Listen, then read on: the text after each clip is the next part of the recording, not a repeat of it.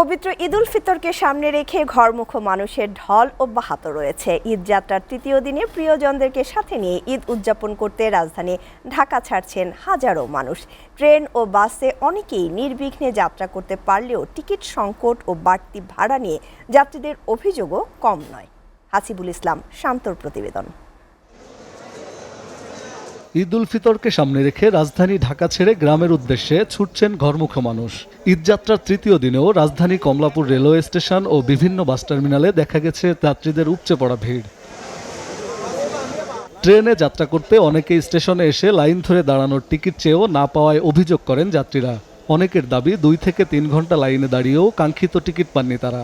লাইনে দাঁড়িয়ে আছি সকাল 10টা থেকে, এই পর্যন্ত মাত্র 4-5 জন টিকিট পাইছে। ডাবল ভাড়া লাইছে ট্রেনের ভাড়া, এরারে কি জরিমানা করানোর কোনো লোক নাই। নৌসন্দি টিকিট 200 টাকা স্যার, স্ট্যান্ডিং টিকিট। এখান থেকে পাঠাইতেছে ওই পাশে, ওই পাশ থেকে পাঠাইতেছে এই পাশে। অন্যদিকে বাস কাউন্টারগুলোতেও দেখা গেছে যাত্রীদের চাপ। অনেক যাত্রী অভিযোগ করেন ঈদকে সামনে রেখে কিছু পরিবহন অতিরিক্ত ভাড়া আদায় করছে। এতে ভোগান্তিতে পড়ছেন সাধারণ মানুষ। আপনার গাড়িতে 450 টাকা ভাড়া, 500 টাকা নিচ্ছে। ঈদ উপলক্ষে ভাড়া নিতেছে 100 টাকা করে বেশি ভাড়া নিচ্ছে।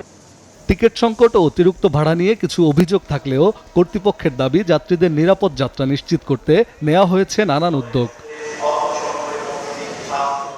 হাসিবুল ইসলাম শান্ত, SA টিভি, ঢাকা।